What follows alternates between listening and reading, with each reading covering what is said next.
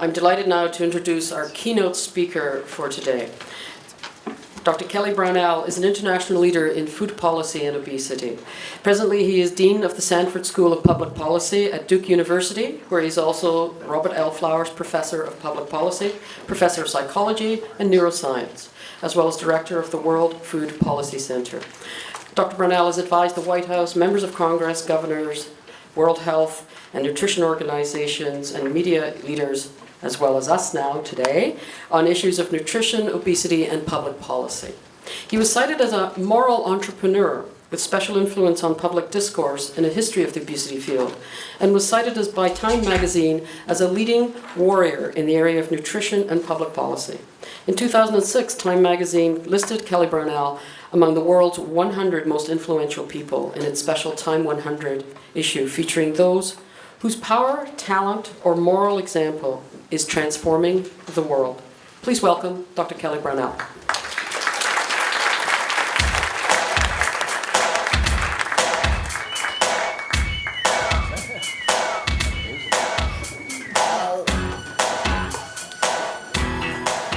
Wow, I don't think I've ever gone to the stage with music like that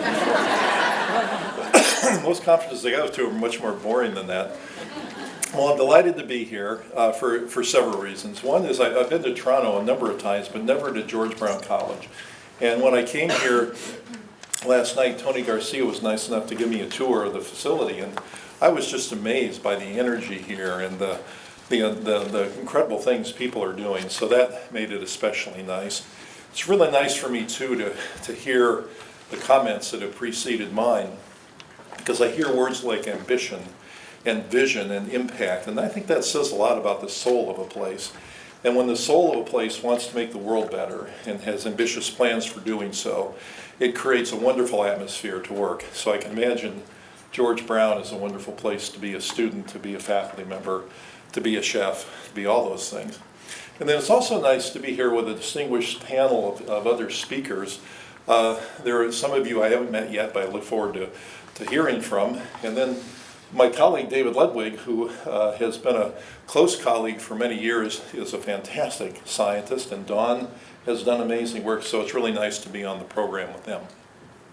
So I'm going to talk about food policy today, and about a particular effort around food policy that began with work I was doing on obesity. Before I went to Duke University, which was 5 years ago, I was at Yale University for a number of years and directed a center there called the Rudd Center. And we were working mainly on public health, nutrition, and obesity-related issues.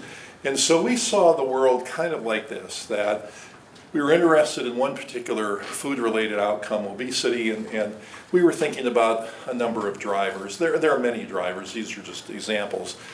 But it became pretty clear after a short time, especially as I began interacting with people who had created the Yale Sustainable Food Project, and they were really interested in sustainable farming, that there was much more to the picture than what I had originally seen, and a lot of factors such as these things that were having an impact on what was going on in my field, but I wasn't trained to understand these things.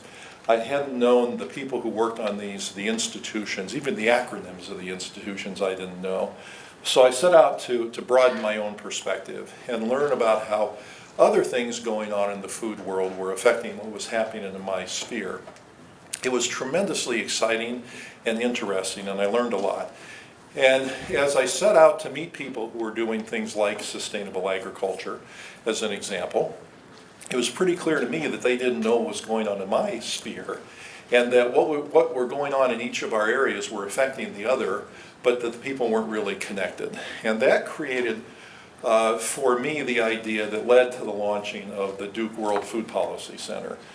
So the idea behind the World Food Policy Center is to not recreate depth on any one particular area of food concerns, like let's say food insecurity or obesity, but to be a bridge across them. That's the concept.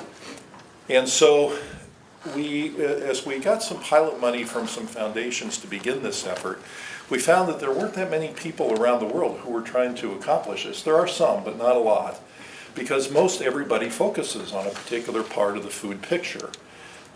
So you could just take the culinary community as one example, and then you could take the people working on food policies around trade policies, agriculture subsidies, and the like. What happens in those two areas are affecting each other, but my guess is that those communities aren't very well connected. And so becoming a bridge, we thought, would be a daunting but exciting enterprise, and that's what we're attempting to do. So let's walk through why we think this is important to do. So world food policy, and by world I mean things that are happening right here, right in this neighborhood, but things that are happening globally, are a consequence of a bunch of things that get thrown into a mash. And what comes out of the mash sometimes isn't very well coordinated or organized.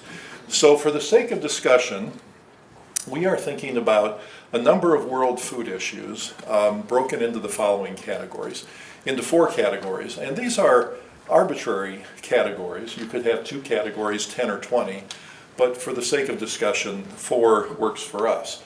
So one cluster is hunger, malnutrition, food insecurity, called many things in different parts of the world. The second is obesity and chronic disease, diabetes in particular, but a lot of other diseases as well, produced by overnutrition or malnutrition of a different sort. The third category is this reciprocal interaction of agriculture and environment. And the last category is food safety and food defense. And you probably know that by food defense, we're referring to intentional contamination of the food supply through acts of bioterrorism. So it was our hypothesis going into this enterprise that these areas don't connect very well. And as a consequence, what you get in the middle of the mash is a policy picture that's not as well coordinated as it might be. And what we thought would be true, in fact turns out to be true, that you get policies that might create wins in one particular area but have adverse consequences in another. And you also miss the opportunity to have broad coalitions of players and institutions arguing for policy changes who aren't now connected, who could be a very strong voice if they came together collectively. That was the basic premise of moving ahead with this. So let's talk a little bit about each of these areas in turn. But I'd like to begin with this particular paper that was published in a well-respected medical journal called Lancet. And what it did was it looked at risk factors for disease in basically every country in the world. And what it came up with was a picture like this, that if you look at the top 10 risk factors for diseases of all kinds, here they are, with blood pressure at the top of this particular global list. Now, when you look at this, it's amazing how often food gets implicated in essentially every one of these. I mean, there are a few where food is not implicated, but even in things that you wouldn't automatically think about right away, like outdoor air pollution. Well, a lot of pollution comes from the farming process. Indoor air pollution, what that refers to here, are respiratory and other diseases caused by inefficient use of cook stoves in countries like India, where people are burning wood inside confined areas in order to cook their food, and that creates tremendous amount of confined pollution that leads to lots of disease. So food is implicated all over the place here.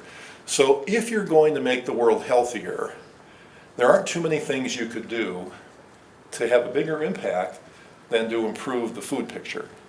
So if we get food right, it really could go a long way toward helping the world in all kinds of ways. So let's talk about food insecurity as cluster number 1. And what I'd like to do with each of these is give you some sense of the global scale of the problems, some progress that's been made, but the challenges that still lie before us. But hopefully at the end of the day, I'll show how important it is to connect these things up. And that's what we're trying to do in the new center that we've launched. So the number of people around the world who are chronically malnourished is really stunning. And it's a shame under any set of circumstances, but particularly considering that the world grows enough food to feed all these people.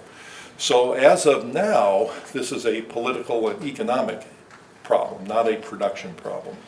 So almost 800 million people. Now that, these big numbers don't mean much to most of us, but when you really look down at what this means in the lives of the individuals affected, you see devastating consequences. We were having a meeting recently with experts on child development and nutrition, and they basically said that poor nutrition early in life could be considered a life sentence, that a child the body simply cannot recover fully from nutritional insults that happen during critical periods of development. And so a child who's malnourished can't learn, is susceptible to disease, becomes at risk for any number of life problems that can last a lifetime because of this early experience. So getting this right has a tremendous human benefit at the end of the rainbow, but also we see how many people are affected. It becomes especially challenging when one considers anticipated population growth around the world.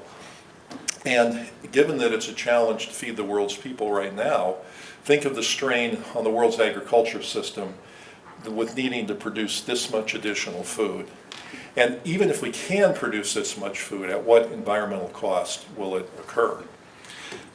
It's interesting to think about some numbers, and somebody calculated this, which is really pretty striking.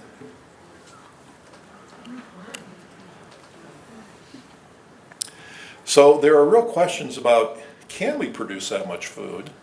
But even if we can, as I said, at what cost? Now there is some good news about food insecurity, and if you look at a graph of the number of people chronically malnourished around the world, you see some positive trends with the numbers going down. This has come about largely as a consequence of the Green Revolution and also by international policies, philanthropies, and others that are putting so much money into helping address this really pretty important problem. But juxtaposed to this are some interesting things as well. This recent report that came out on food insecurity around the world by the Food and Agriculture Organization, which is part of the United Nations, said this, that it's estimated that the numbers will be increasing. So those trends downward that I showed in a previous slide seem to be moving in the opposite direction, at least in the last year. And they say that the problems are exacerbated by economic shocks, climate change, and other things. So this is a real challenge. There's no question about it. So this is one part of the food picture. It's only one part, but an incredibly important one, and important that we get this right. So let's turn quickly to the obesity problem and talk about the scope of that. Dean Trotter, in her remarks, mentioned some of the numbers for Canada. And if you look at countries around the world, you get a very interesting picture. And here are some projected numbers of the cases of diabetes, almost all caused by obesity, overnutrition, and poor physical activity in the US, China, and India. So let's see what's behind those orange boxes. So going out ahead to 2030, the expected increase in diabetes in the United States is this number, which is pretty alarming because we have a very high base rate of this. But look at what the numbers are going to be in India and in China. You get some really remarkable numbers. Now, of course, there's a denominator issue here. These countries started with lower base rates of these problems than industrialized countries like Canada and the US. But the populations are so immense that the number of new cases of diabetes entering the world picture because of this is really pretty striking. And the healthcare systems in these countries are ill prepared to deal with these problems. Now, why in the world would China or India have such high rates of diabetes? Well, several years ago, the health minister of China declared that undernutrition is now less significant a problem than overnutrition and obesity in that country. Well, who would have ever thought we would get to that point? That's really a remarkable change in the world's food picture. Now, we can talk about what's happening in China and these other countries, but it's essentially westernization of the American diet and declining physical activity producing these sort of things. And all those countries have to do is look at us to see what's on the way. Larger portion sizes, heavy marketing of unhealthy food, ubiquitous access to low nutrition density and high calorie foods, all the sort of things that we contend with in our own cultures are now existing in theirs. So obesity is happening in record numbers in those places with devastating consequences. And the numbers don't look good if you look at trends. So this particular paper came to this conclusion that there's essentially no way that the world is going to be any kind of reasonable obesity reduction goals in the near future. You see some positive signs of change, and I'll talk about those in a minute, but countering those are these massive movements of westernization of the diet and all the other things that are happening in these countries as they develop. And by the way, talking about international trade, I was speaking with an economist recently from the World Bank who was mentioned that China has made a very deliberate trade decision relative to these issues that will have a big influence on the world. So meat consumption in China is going up steadily, and I'll come back to this in a minute. This is a big problem for all kinds of reasons: water, climate change, and of course human health outcomes. But as meat demand in China goes up, the country faces the decision about where to get the meat. And the country could import grains and feed the animals in China, have the animals raised there, and then meet their meat demands with the process that I just mentioned. The alternative would be to import the meat from other countries. So the animals are fed and raised, slaughtered in other countries, and then the meat is sent to China. The Chinese government has made the deliberate decision to do the latter, to have the meat imported from other countries, primarily Brazil, Argentina, and the United States. Why have they done that? Because in that single trade act, they've made it much easier for them to meet their international climate goal, the climate goals. Because all the costs of raising the meat on water, climate change, and the like are externalized to Brazil, Argentina, and the United States. What's very interesting how these things affect the world picture and how they all link together in interesting ways.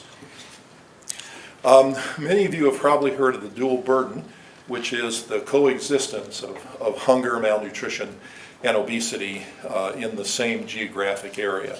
So in Toronto, there must be hunger and obesity existing in the population at the same time. This happens in the United States, it happens in countries around the world, and there are places in some countries where it happens within the same family, that you have an undernourished and an overnourished individual in the same family. And these two things are linked in social and economic ways. For example, if one doesn't have much money and you live in poverty, then you are driven toward a diet where you don't have access to healthy foods. The healthy foods tend to cost more than the unhealthy foods, and that steers people toward a diet that can produce undernutrition and overnutrition at the same time. And these things are related biologically. There's some evidence that early experience with malnutrition puts individuals at risk for diabetes and obesity later in life. And you can imagine why that would be the case, because the body learns an important lesson when it's being malnourished, that it retains throughout life. And when food becomes accessible, then the individual can store calories efficiently and develop these metabolic problems as a consequence. So this dual burden gets acted out in very interesting ways. And I'd like to give you an example from several places in the United States. So North Carolina is the state I now reside in, and I'm showing some of the major cities there. Durham is where Duke University is. Chapel Hill is where the University of North Carolina is. Our state capital is Raleigh, and our biggest city is Charlotte. So I'm going to show you a map of going east from the state capital, Raleigh, and I'm going to show you some numbers, and I'll think what you're looking at as you see these numbers. So as you go east from Raleigh, here's what you have.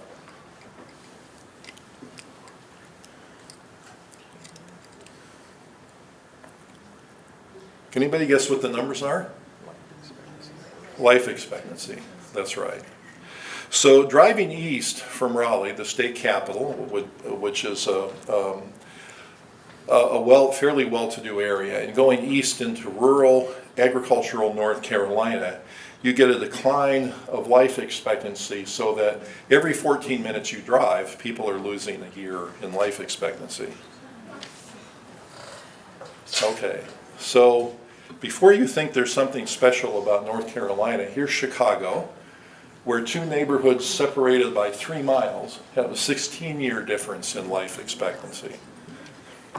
And here's an area of Philadelphia where two neighborhoods separated by only 4 miles have a 20-year difference in life expectancy. So it's a Society Hill area with a better life expectancy and the Strawberry Mansion part of Philadelphia with lower life expectancy. Now, I can't imagine this doesn't exist in Toronto, or Montreal, or Vancouver, or most cities around the world. Now, this is produced by many disparities. Disparities in healthcare, in education, obviously in economic circumstances, but also in food. And that dual burden of food insecurity and obesity that probably occur much more in the poor neighborhoods than in the wealthier ones that produce numbers like this are having a big impact on real world outcomes in people. So it's yet another reason to get food right. Now in the obesity area, there's some good news to celebrate. And the way I tend to classify the good news is around this concept of defaults. And the concept of defaults is that you can have a set of healthy or unhealthy defaults in the environment that have a big impact on people's lives. So let's just take the air in this room. Now, we're breathing clean air, and we're not going to get sick from being in this room. And we have ceded to government the authority to create standards and regulations and to enforce them in ways that create a healthy default for us. And if we get a drink of water from a water fountain, the same thing will be true. We expect healthy related defaults. You could have unhealthy defaults. We could say government doesn't belong in the air business or in the water business. That those are private decisions we make. Government shouldn't be in that space. And then we would have to remediate the consequences of unsafe air or water ourselves. We'd have to boil our water, we'd have to put tablets in it, we'd have to wear masks for the air. But of course we don't do that. So we create a better set of defaults. And so around obesity, there have been some pretty impressive changes in defaults. So in different countries around the world, there is now calorie labeling in restaurants. So people have a different set of information defaults. And in the United States, our nutrition facts panel, the nutrition information that's on packaged products, has been improving a lot. And the most recent recommended change is to put added sugars on the label. So these are all a healthy set of information defaults. And there are also interesting economic defaults, with taxes being the primary example of that, soda taxes being the one that's occurred most often. I'll come back to that in a minute. And then finally, there are access defaults. For example, standards to have only healthy foods in schools would be an example of access defaults. So there's movement on each of these areas, which I see as very positive. And it shows that the public has ceded to government the authority to create a healthier food environment under some circumstances. And that's a major conceptual shift. And that, I think, opens the door to lots more things as we go forward. Now, take soda taxes, for example. Going back just a dozen years or so, nobody was thinking much about soda taxes. The idea was ridiculed, and people would have thought, in the political climate that exists in most countries, soda taxes would have been completely impossible. The idea behind the taxes, very much like tobacco taxes, you raise the price, people consume more, you generate revenue that government could potentially use for other nutrition or health-related things. Well, these taxes now exist in a number of cities within the United States, including some major cities like Seattle, San Francisco, and Philadelphia. But they also exist in a number of countries around the world, including major countries like France and Mexico, South Africa, India, and the UK. So this is a sign of changing times, and it's a sign of the world looking at defaults, in this case economic defaults, in a different way than it used to. And this is really very important progress, I think. All right, let's turn our attention to agriculture and environment. Now, there are a lot of reasons one might care about this issue, and I've just listed some of them on this slide. And we could pick out any of these and talk about why they're important and how food is important for the particular outcomes that we see here. But I'd like to talk about the two that have shown up in orange here, the water and the climate change. because the data on these things is really pretty striking. So let's go back, let's just look at the scope of agriculture, by the way. I'm going to go back to North Carolina, and the red area that you see down there, Duplin County, is an agriculture community in eastern North Carolina that has about 60,000 people in the entire county. But in addition to those 60,000 people, let's see how many of these that particular county has. So there are 2 million hogs in this one county, 2 million hogs. But in addition to that, there are 5 million turkeys and 69 million chickens. So this is the scope of industrial agriculture. So we like our pork, we like our turkey, we like our chicken, but this is what it takes to produce that. And is this okay? Well, we say yes as a culture, that this is okay, and we're willing to bear the cost of this. The antibiotic resistance, the contribution to climate change, the stress on water resources, and all sorts of other things happen. This isn't unusual, by the way. This occurs in a number of places in both our countries. So with this scope of industrial agriculture, we can produce the meat that people want, but again, at what cost? So it's interesting to think about the scope. Let's turn our attention to water. So you may have seen this in the news recently that this particular city, it happens to be Cape Town, South Africa, is expected to run out of water in a really pretty short period of time. So water stress around the world is really very significant. And you see things like this more and more and more around the world. I could show hundreds of pictures like this. The numbers are borne out by research. In this case, this projection by the United Nations and how severe the water shortage is going to be around the world. So water shortages are obviously not a good thing. Well, what's the water being used for?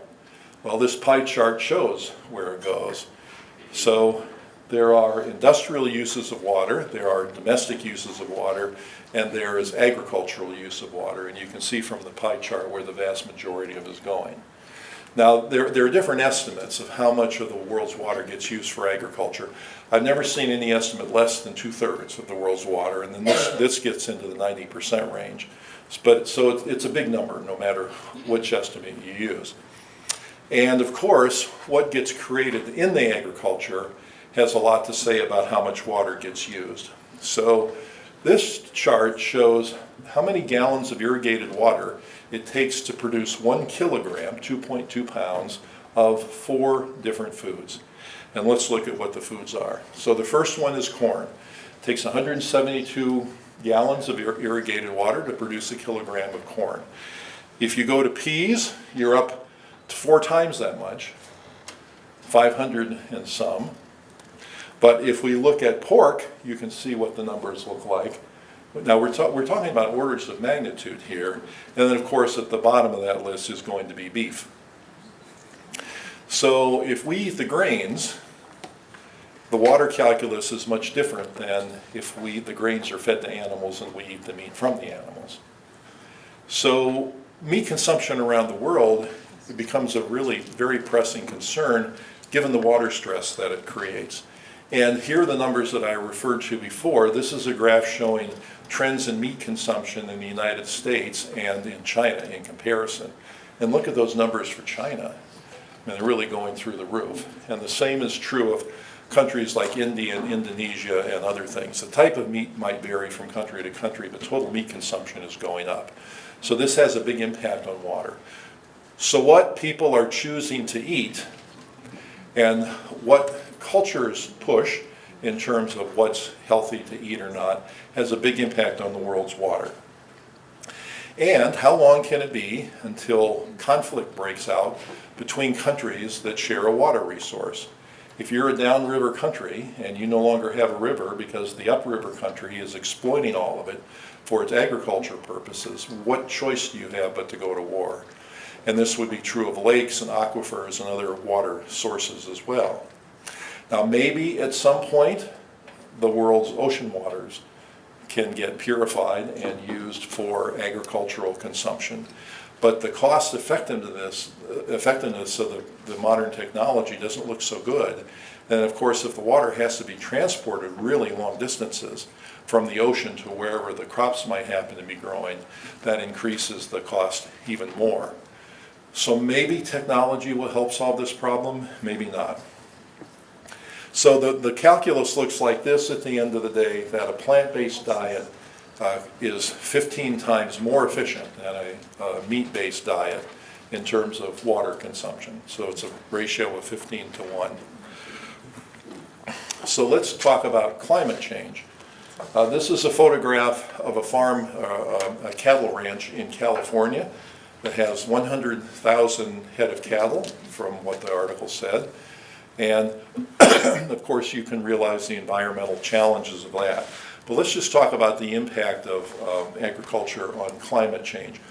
There was a very influential book published by the Food and Agriculture Organization way back in 2006, but it's still very relevant today, called Livestock's Long Shadow.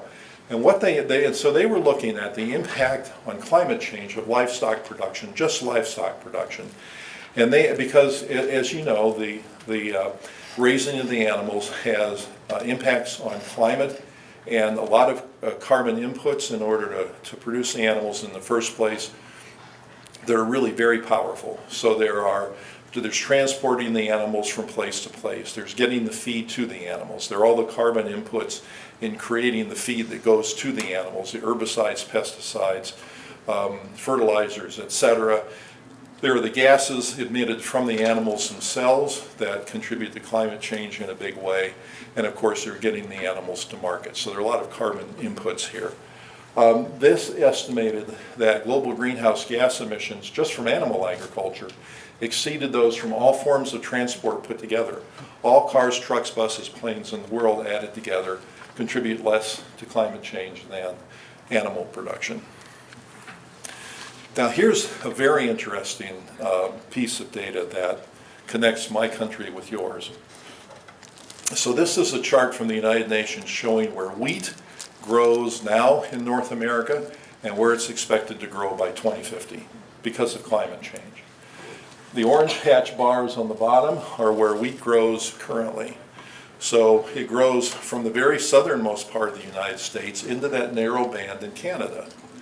But by 2050, because of global warming, the only wheat that's expected to grow in the United States will be in northern Minnesota and North Dakota, and it will all get pushed up into Canada. Now this becomes an extremely interesting phenomenon. Now Canada could celebrate this change because in terms of just wheat, Canada becomes an agriculture winner and the US becomes an agriculture loser. But think how profoundly this will affect countries around the world. Now, possible wheat is a particularly temperature-sensitive crop.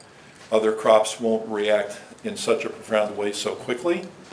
But if you take all the crops in the world being subjected to this climate change, you can imagine what it means for hard-pressed countries that are hard-pressed already to grow enough food for the population, especially in sub-Saharan countries. What this will mean for migration of populations, refugees, conflicts between countries, and the like. So this is an interesting food-related issue, but it's a political issue and a world stability issue. Now, maybe the biotechnology people can modify through genetic means wheat in order to resist the higher temperatures that will exist in the United States. And so maybe all that wheat won't move up into Canada. I mean, Canada will have a more favorable climate for growing wheat, and it may choose to do so, but maybe the United States can hold off the own crisis to its wheat crops through genetic engineering, maybe. But there are concerns about the safety that some people have with that, and it's very interesting to think about the technology in this picture. Fisheries become a very interesting part of the world's picture. Fisheries do not supply the world's majority of calories, but fisheries are very important in certain parts of the world and potentially very important as a source of protein for people in developing countries. And fisheries are under a lot of strain. As climate change is affecting land temperature and land-based agriculture is affecting sea-based agriculture as well. And the fisheries are under a lot of strain, and you start to see things like this occurring around the world.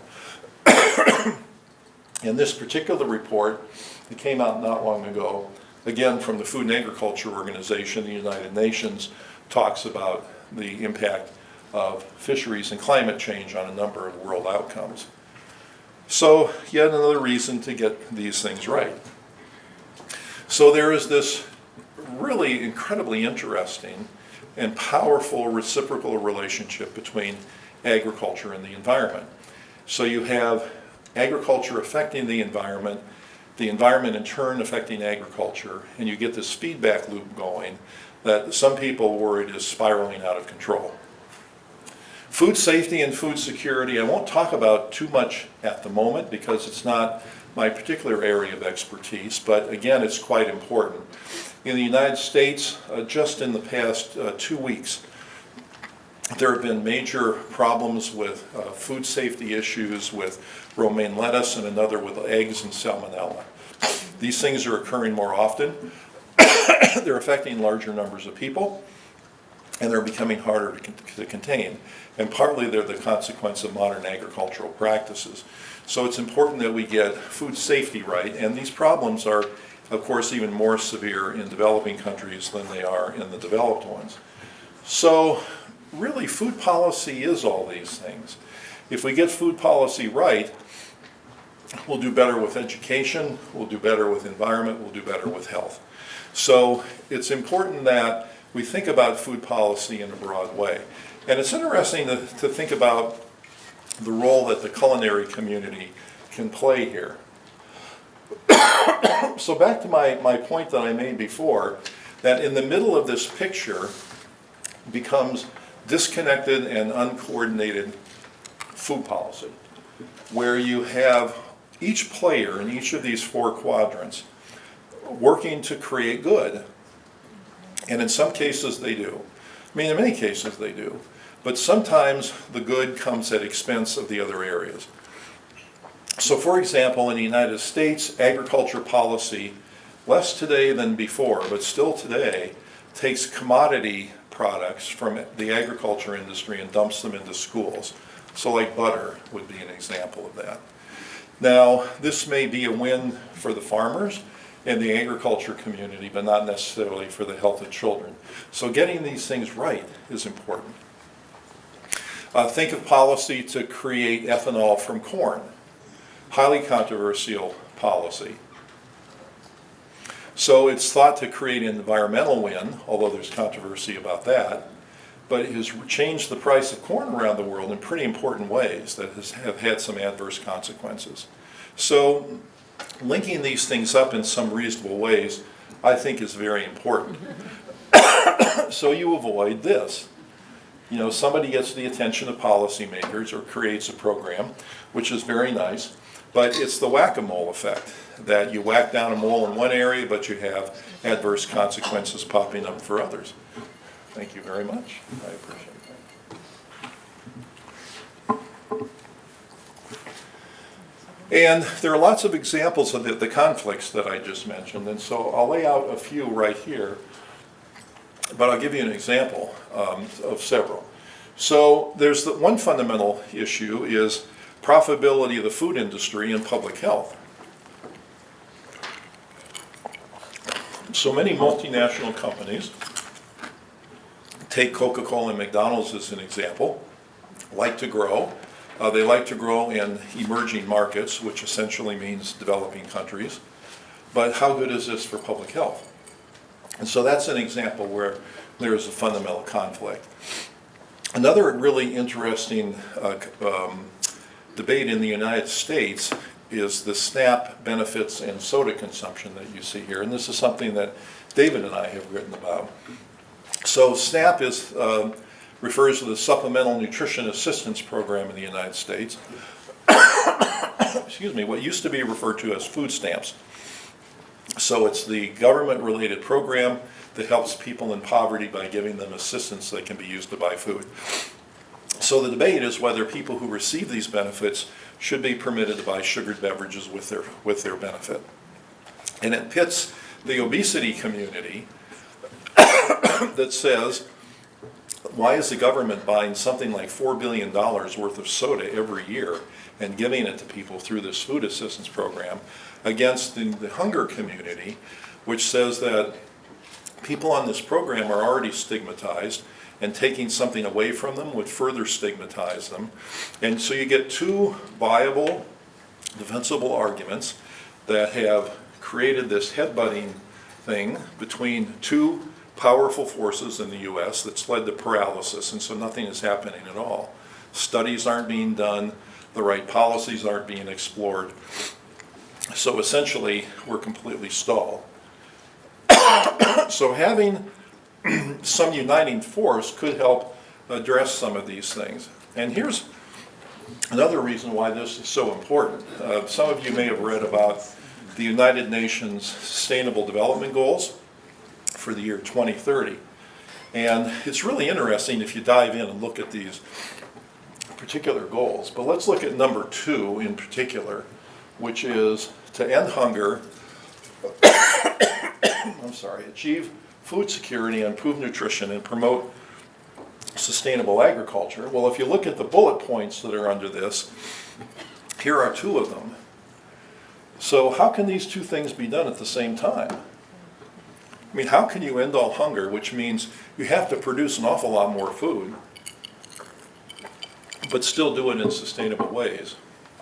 That's not an easy challenge to meet.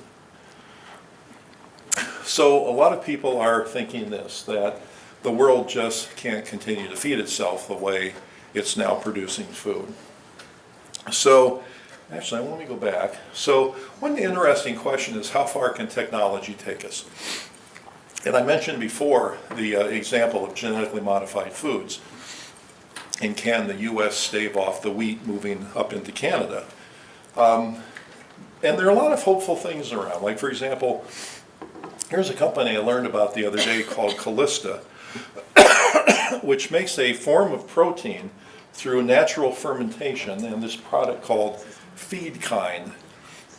Now, I don't know anything about this product other than just reading a little bit about it over the web, but it's an interesting concept. And this company says that it can use non-GMO, natural, safe, high quality, sustainable, and traceable, which becomes very important now with food safety issues, can create this source of protein that can be used potentially for humans at some point, but now can be used for animal feed. Well, this could take some of the strain off of production crops around the world, if it were true, at far less environmental cost, potentially. Walmart has been doing some very interesting things. And they created this program called Eden, which has these very sensitive sensors in their trucks that don't monitor the temperature of the air in the truck, but monitors the temperature of the produce that's in the truck, and can figure out what the shelf life is of the particular produce given its temperature, and will reroute the trucks to nearer further distant destinations depending on what's going on inside that particular truck. A very interesting thing. And you can see the estimates of savings in food waste. So maybe technology can get us there, but maybe not. So we've seen now some of the data on food insecurity, on obesity, on agriculture, and on food safety. And the question is anybody watching these things at the same time? Is anybody paying attention to how they affect one another to develop a comprehensive food picture that crosses the boundaries? And if that's not occurring, who might do it? And what voices need to be at the table? And for those of you involved in the culinary community, it's interesting to ask the question, what role should that community play in these discussions? So our hope is to look at what's going on currently. So you could look in our country, for example, at who might be watching the store. Well, so our Centers for Disease Control would be one example. So they pay attention to several of these areas, but they don't really pay much attention to the others. Our own U.S. Department of Agriculture does pay attention to all 4 of these issues, But when you talk to people who work there, they say that they're all in different divisions, they don't talk to each other, and even within the same organization, there's a lack of connection. You could look at the WHO and see what they do. Well, they, again, pay attention to some issues but not others, and we can go on and on. The FAO pays attention to 3, but not really much to the obesity problem. We can look at the philanthropies, the major one being the Gates and Rockefeller Foundations. They pay attention to some things and others. So you get the picture. There's always something missing. So that's why we created this World Food Policy Center that I mentioned.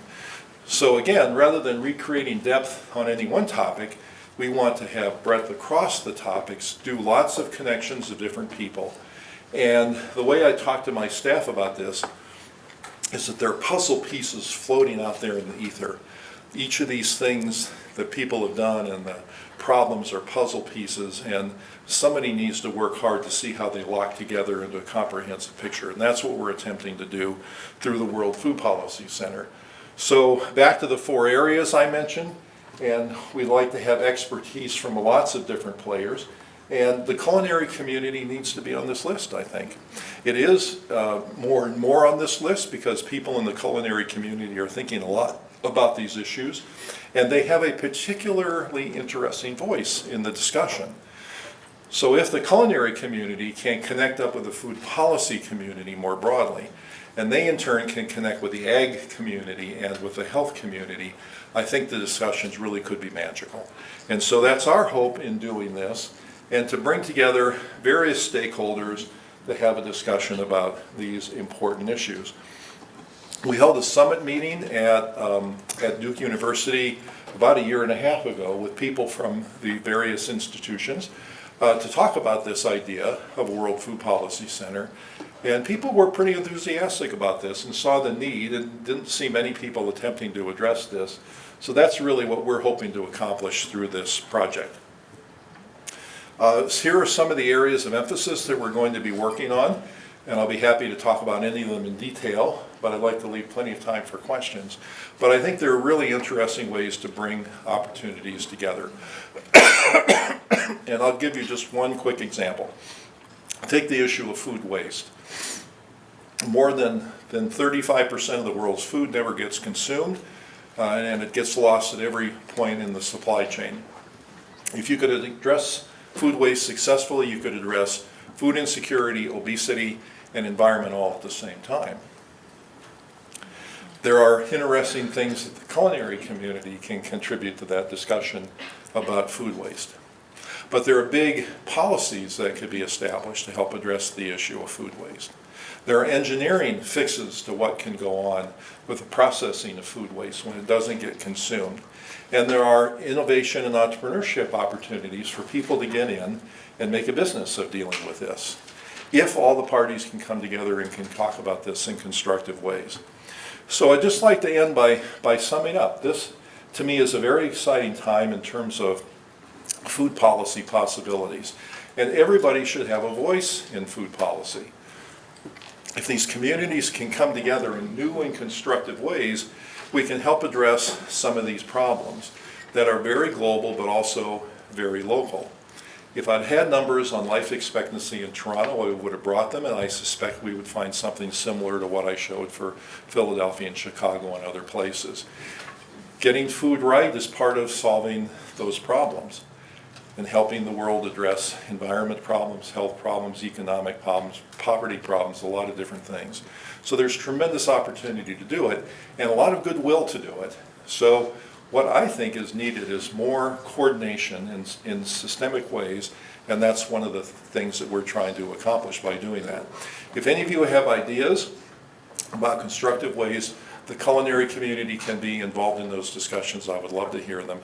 And I want to thank you again for inviting me. It's been a real pleasure to be here, and I hope the rest of your day is magnificent. Thank you again.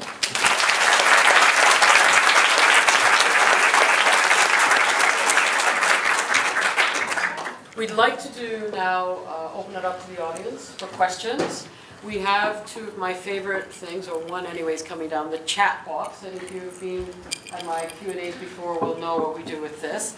It's an effective way of getting more questions actually from the audience. So I'm going to just grab it. Kelly, you're here. Does anybody, oh, you're going to protect your coffee and your water bottles. That's my advice, okay? Do it. Yeah, give it there. Thank you. Is it on? Oh, it's. What? So here's what's happened. I'm going to toss it to somebody who wants to ask a question, and you just literally put it in front of you. Don't need to hold it up like this. Just put it in front of you, and then you can toss it to the next person who wants to ask a question. So we get to bounce it around. I'm going to start at the back because I think it's easier to throw down than up. This is my theory. I'm going to test it. Here we go. Thank you. Look at that. Protect your coffees. I used to play baseball. Anyway, I'm a professional home economist. My name is Marilyn Smith, and my question is about food waste. So I tell people that we usually, as a consumer, take home our food and we actually throw 40% of it away. So when you say that more than 35% of the world's food has not even been eaten, are you talking from a grocery store, from a restaurant?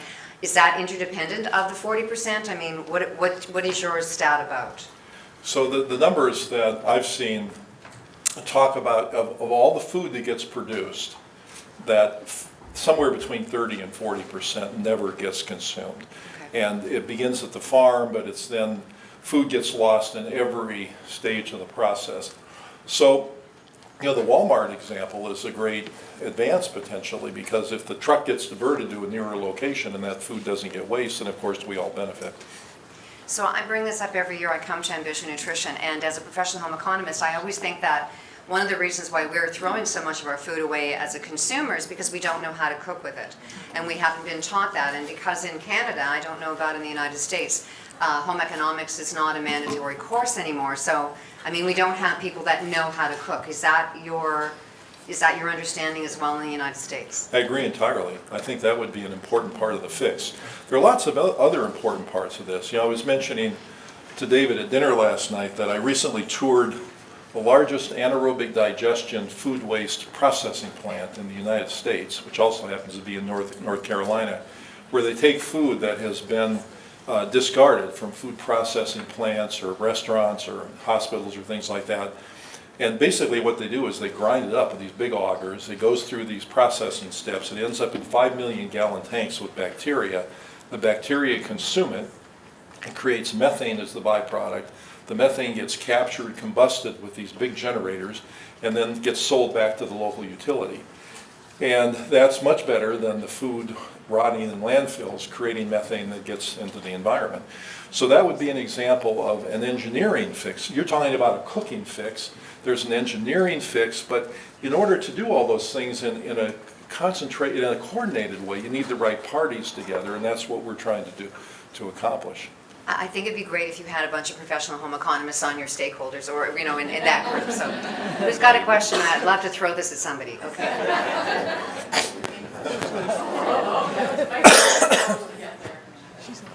Okay, thank you. That was a really informative talk.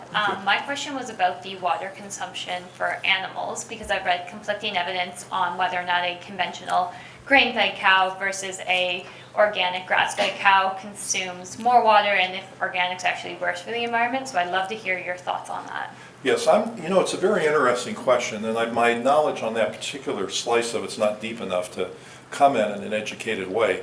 But it's exactly the right question to be asking, is what sort of forms, if you're going to have a meat in the diet, then how can it be best produced to be kind to the animals, to have the most favorable impact on the environment, and to maximize public health. And the issue of the water with respect to different ways of raising an animal would be an interesting example of that in action. Thank you for that question. Okay, maybe I'll come and help. Yeah. Thank you.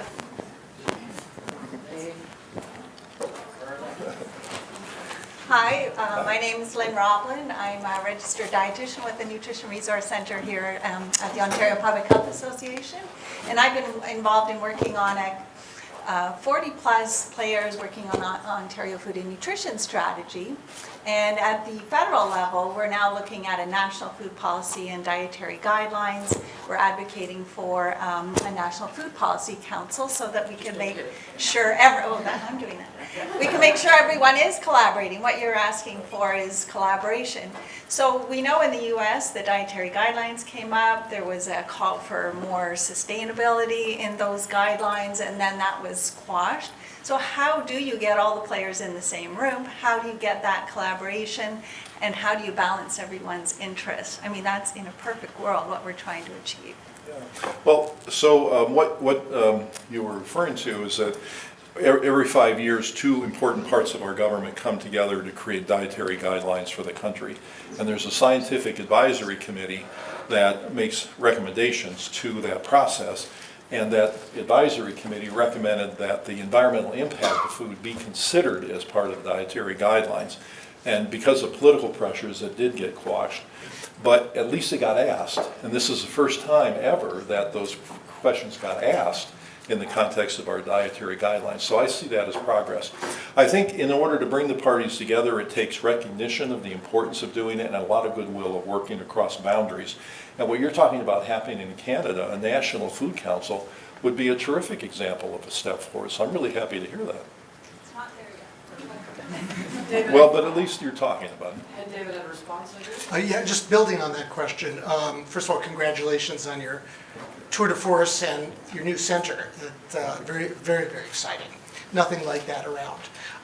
So building on the last question is the issue of conflicts of interest. You pointed out that we can't even make sense of the SNAP, the old food stamps program, which should be focused on nutrition quality, and instead it's a vehicle for delivering about $4 billion of sugary beverages to people who can least afford that from a health standpoint. So in the US and elsewhere, we're incapable of taking on these relatively small battles because of the enormous power of the food industry, a $1 trillion a year industry. Politicians are inordinately influenced by contributions. So isn't that the elephant in the living room? How do we ever take on the grand concepts of sustainability when the food industry has such power and is so focused on its quarterly profits? Yeah. David, thank you. And for those of you, the conflict of interest question is really important. And not only are there conflicts of interest with agencies and big policies and big companies, but individual scientists, there are obviously conflicts of interest. And if any of you are interested in that topic in particular, I'd refer you to some of David's work because he's written some really good things on this. You know, I don't know how to get around that problem except exposing it. And that's why I don't think that, I think the press is a very important change agent with this. And as they expose these conflicts of interest, it might lead policymakers to do something about it. We have to hope that would be the case. And I take heart in the tobacco history, that at one point the tobacco companies were considered invincible, incredibly powerful, and nobody would have taken them on for any reason. And now look what's happened. The products are being taxed all over the place. The scientists don't want to take money from and institutions don't want to invest money in the tobacco companies. And I see us going in that direction with some of the food companies, not all of them, but some of them. And I see that as positive, but it's taking way too long. And in the meantime, these conflicts of interest are galling. And the case you gave about the SNAP program is one example. The dietary guidelines is another example. They're all over the place. And it's really holding us back. So I hope it gets addressed in a more effective way. And I appreciate your scholarship on the topic. Questions? Yeah, There was over here. one. I saw, of course, it's as far away from me as possible. Oh, there we go. Good catch. You should play for the Blue Jays. I was always terrified in gym class. I never wanted to have them all thrown at me, so here we go. Two things. First of all, I'm excited that you've established the center. I get the impression it's fairly new. Yes. So my one question is, how do you intend to influence? Or is it more of a research-based place, and are you going to be trying to influence policy decisions with the WHO or other organizations? That's the one question. And the other question, and it may have been on your slide, sorry, I may have missed it, but one of the aspects I think that's really powerful is measurement, particularly on finance, the financial side. So does your center also include things like measuring and accounting for the externalities, so that food industry, for example, might have to include packaging and transport and contamination to water, et cetera, Yes. or water use? So I think that's a beautiful tool that we could use if we change some of our accounting practices. I agree with that. So we're only about 6 months in, and we're still defining some of what we're going to do. But measurement will be a very important part of our effort, and that's one of the people we've hired will be focused specifically on that. And measurement becomes interesting not only in doing the measurement, but publicizing the measurement so you get impact from it. So doing things like rankings and doing polling and things like that can be a very important part of this picture, and we'll definitely be doing those kind of things. You mentioned, you asked the question about, are we mainly going to be doing science or trying to influence policy? And the question is both. And we're going to be doing that through a model that we refer to as strategic science. And so that means that before we ever do any study on anything, we try to identify the people or the institutions who can do something about that problem, and then talk with them before we do the research. And that very often informs the research, and we might do studies we never would have thought about doing otherwise. And that process has been very helpful for us. And of course, the change agents could vary depending on the topic. The press could be the change agent if what you're wanting to do is change public opinion. It could be attorneys if somebody needs to get sued. And then obviously you've got the elected policymakers and people that work with regulatory agencies and things like that. So it varies from problem to problem, but once you identify those people and talk to them, it's amazing how you come up with ideas that research can then help address. Ideas that then get fed back to those people who are the change agents in ways that create a positive feedback loop. So we're very excited about using that model. Thanks. We're going sideways. Just do a couple. Yeah, do that. And there we go. There.